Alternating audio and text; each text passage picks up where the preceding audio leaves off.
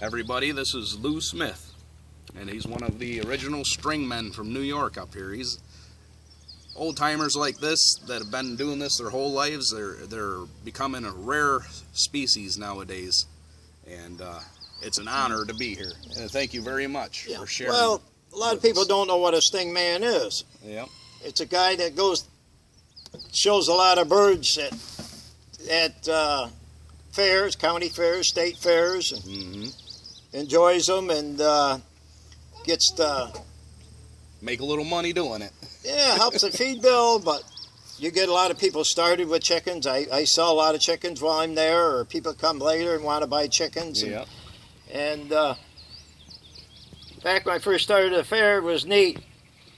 People would come in and with photographs of their chickens, and you get to meet the same people every year. And here's a picture of my chicken. Now they come in with their phone with a computer showing the chicken eating.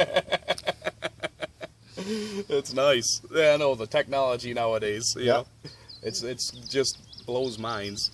So,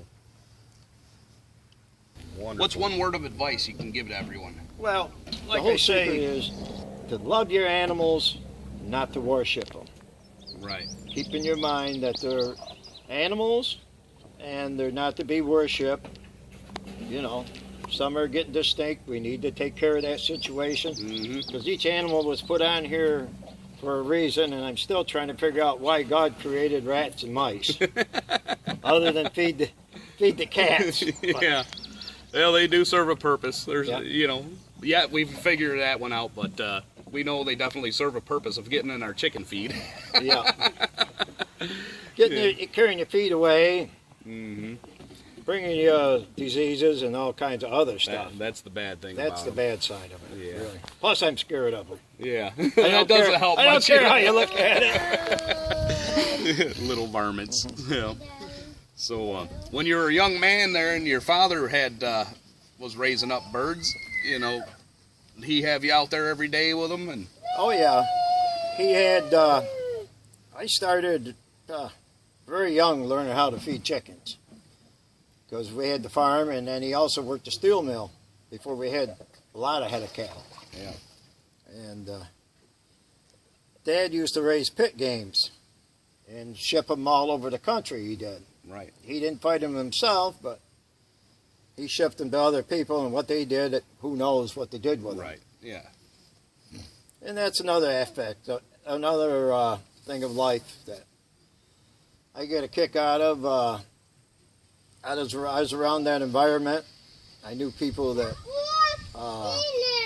had pit games. Matter of fact, once a year I worked at the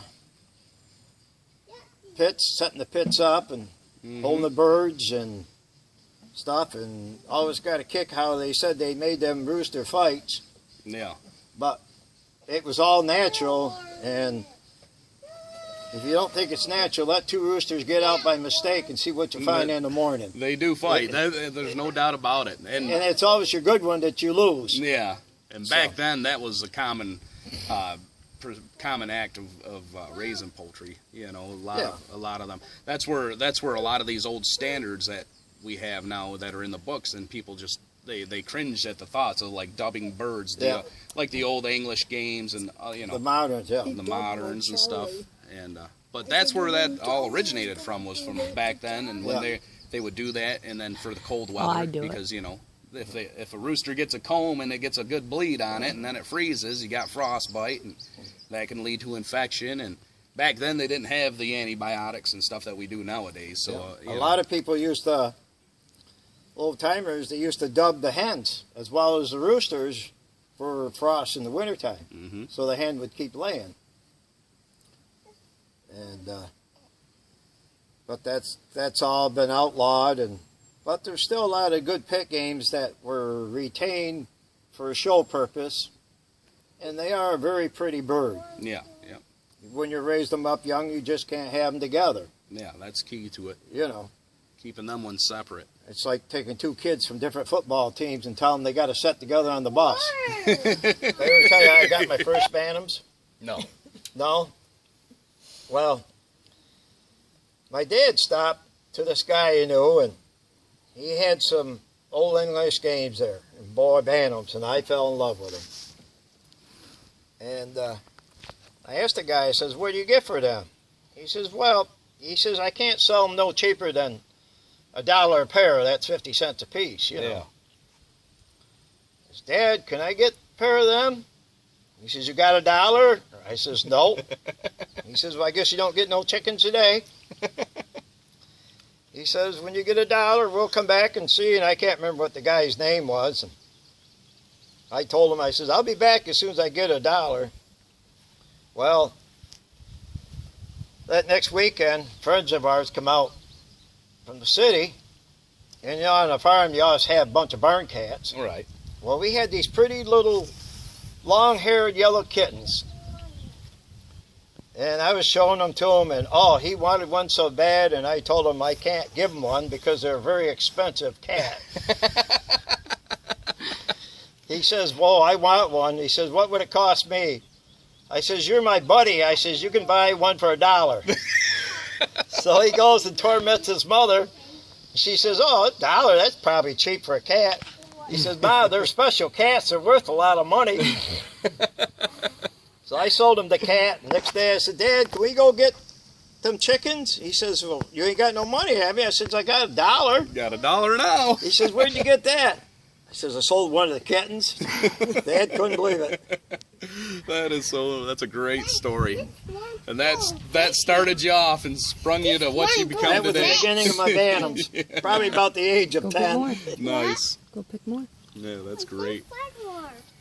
Well, we know that over all these years and how much time and effort and energy you put into these birds of yours and all the showing and wins that you've had and the process of breeding them to proper standards and helping bring new colors into the standards and doing your projects that you do. You know, you've served a great purpose for the poultry industry and for the backyard poultry enthusiasts.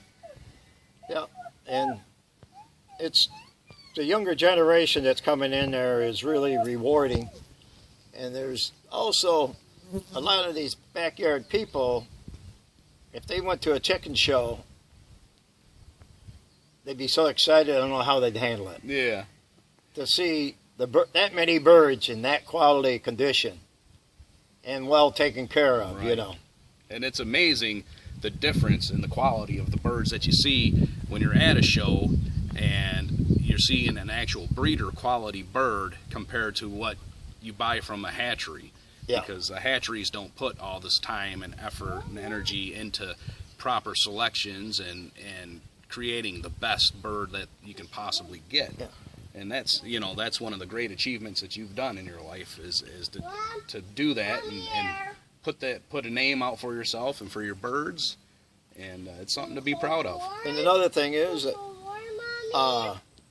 now I don't know how you want to say, you know, backyard poultry people, they buy 4 or 5 different kinds of birds, and mixing birds together, you get some pretty colors. Right. But then you'll find that they all kind of fade to one color eventually, unless you bring new blood into it. Right. And I feel sorry for the people that can't have roosters because of neighbors. Yeah. You know, you've got tires squealing, horns beeping, sirens going, you know, loud music going down the road, but a rooster crows. Now, I don't know when's the last time I heard my roosters crow in the morning. Really? You sleep right through it, do you? I'm in the chicken house, they're crowing. My house sounds like a jungle in the backyard. But I know we got some good crowers because we've won the crowing contest, champion New York State twice. Yeah. And I hold the record for the most crows in 15 minutes, total of 68 crows in 15 minutes. Whew. Boy, that rooster had a sore throat after that, I bet. I don't know, but I was happy. I had to go celebrate. Yeah, absolutely. That's definitely a nice win to have underneath your belt, you know, Yep. and it's something to be proud Yep. of. That's something that's actually bred Yep. into the line too, right? Yeah. Well, I don't know. It's natural. You let your birds be natural, they're natural. Right. you know, you might play a little game along the way. Yeah, keeping the ones that do that. Yeah, you kind of look out. Putting them over to the other When hens. you're feeding them, you kind of try to get them to crow. And now, can't tell you all my secrets. Well, you might be my competition someday. Yeah. You want some more coffee? Oh, I have plenty, thanks. Good farmers drink a lot of coffee, you know. I drink probably 2 to 3 pots a day. I think I'm going to have high blood pressure. Nah, don't give you high blood pressure. Keeps you healthy, right? That's what I tell her. It's like lubricant. Yeah. That's how I got 14 kids, drinking a lot of coffee. Drink a lot of coffee. Keep you going, right? All right. Well, yeah. What'd you say, 2 minutes left? I'm glad you guys come up from Virginia. Yeah. Get a little bit of New York. Yeah, I'm glad to come up and visit with you. Yeah. And I'm glad that we had this opportunity to talk and you got to share some of your knowledge with everybody else. And well, thanks everybody for watching.